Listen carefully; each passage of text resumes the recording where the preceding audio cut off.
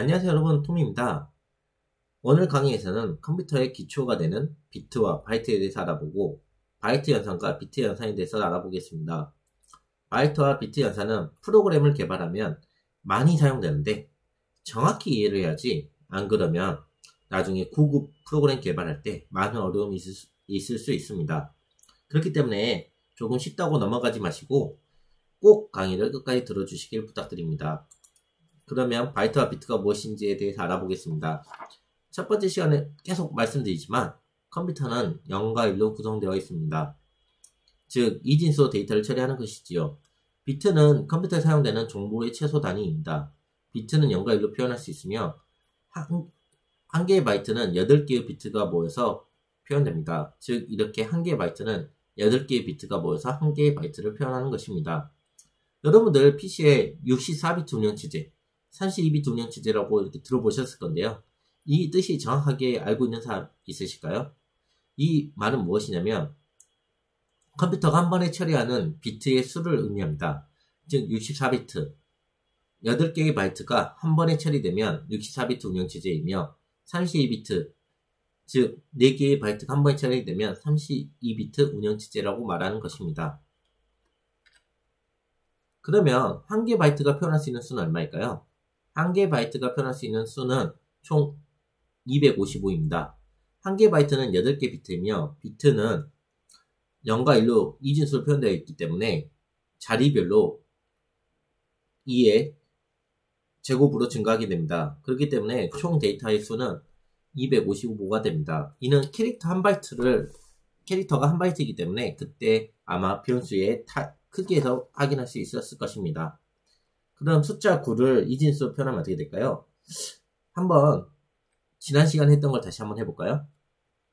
당연히 9를 2로 나누면 몫이 4가 나오고 나머지가 1이 나오고, 4를 2로 나누면 몫이 2가 나오고 나머지가 0이 나오고, 그 다음에 2를 2로 나누면 몫이 1이 나오고 나머지가 0이 나오고, 2를 2로 나누면 몫은 0이고 나머지는 1입니다. 1을 역순으로 하면 당연히 9는 1, 0, 0, 1이겠죠. 그렇기 때문에 다음과 같이 이진수 1, 0, 0, 0, 1, 0, 0, 1이 되는 것입니다. 이건 지난번 시간에도 했지만 다시 한번 리마인드 차원에서 한번 해봤습니다.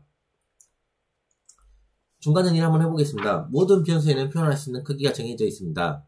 바이트는 비트의 집합이며 프로그램을 개발하기 위해서는 바이트와 비트에 대해서 완벽한 이해가 필요합니다.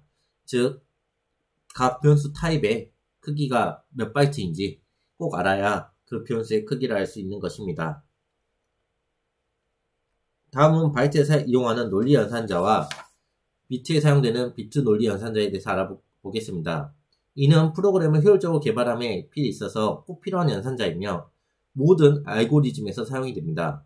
논리 연산은 참과 거짓으로 데이터를 연산하는 것이므로 AND 연산, OR 연산, NAND 연산, 그리고 XOR 연산 등이 있습니다. AND 연산자는 한국말로 설명하면 둘 다 참일 때 참인 연산자 있고 둘 중 하나라도 거짓이면 거짓이라는 의미입니다. OR 연산은 둘 중 하나만 참이어도 참, 난 연산자인 경우는 참일 경우에는 거짓으로 변경, 거짓일 경우에는 참으로 변경. XOR 연산자는 베타적 논리합이라고 하는데 두 개의 값이 다를 경우에는 참, 같을 경우에는 거짓이라고 합니다. 즉 아래와 같이 표현하면 쉬울 것 같습니다. 그러면 논리 연산 한번 풀어보겠습니다. 한번 아래표를 채워볼까요? 당연히 3과 6이 0과 1로 봤을 때 참일까요? 거짓일까요? 당연히 참이겠죠? 한번 각자 생각을 해보세요. 시간을 좀 드리겠습니다.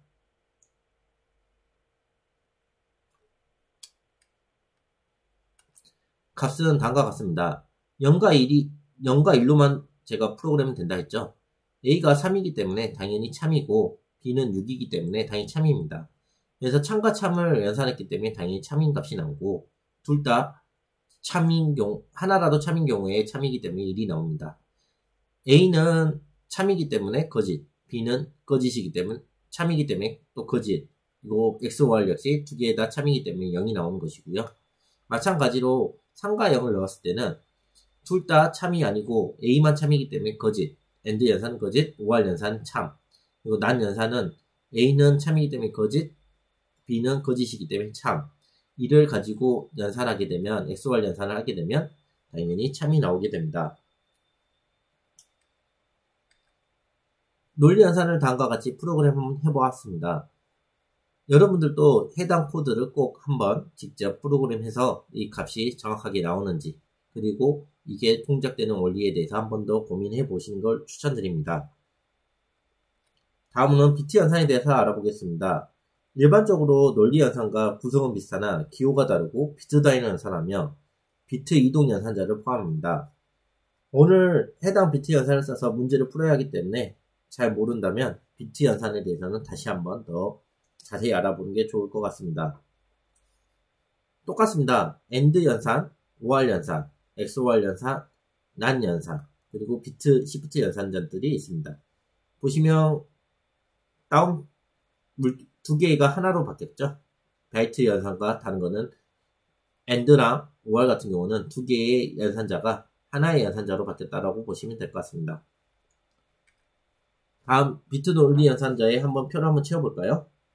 실제로 인트이기 때문에 4바이트지만 제가 편의상 1개 바이트로만 표현을 하였습니다. 왜냐하면 여기에 32개의 비트를 다 쓰면 사실 너무 화면이 좁기 때문에 8개의 비트만 표현을 했고요. 한번 풀어보세요. 값은 어떻게 될까요? 값은 다음과 같습니다. A는 비트 연산자로 보면 이 진수로 보면 뒤에 1과 1이기 때문에 110000이 되는 것이고요. 6은 당연히 2와 4에 각각 11이 들어갑니다. 그러면 AND 연산을 했을 때 어떻게 될까요? 1, 0이 둘 다 참이 아니기 때문에 0, 1, 1은 둘 다 참이기 때문에 1, 그 다음에 0, 1은 둘 다 참이 아니기 때문에 0이 되는 것입니다. 근데 OR 연산자의 경우 하나만 참이어도 참이기 때문에 여기 1도 참, 여기 1도 참이 나오는 것입니다. 그리고 XOR 연산자 같은 경우는 아까 말씀드린 것처럼 둘 다 참일 때만 참이기 때문에 0, 1은 1.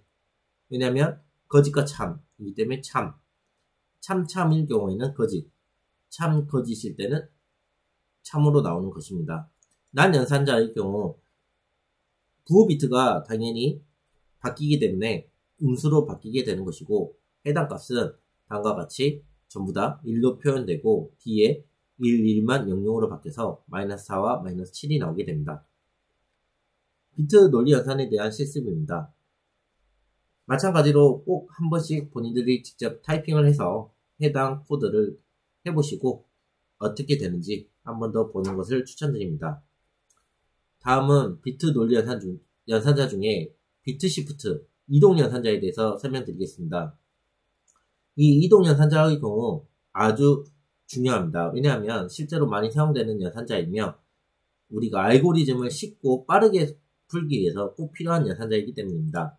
시프트 연산자란 해당 방향으로 한 칸, 비트를 한 칸 이동, 두 칸 이동, 반대 방향으로 한 칸 이동, 두 칸 이동을 의미합니다. 즉 이렇게 한 칸, 이렇게 한 칸 이동한다는 뜻입니다. 1, 2일 경우 이렇게 한 칸 이동하기 때문에 요 1은 끝이 사라지게 되는 것이고요. 요 두 번째 1이 여기로 내려오게 됩니다. 마찬가지로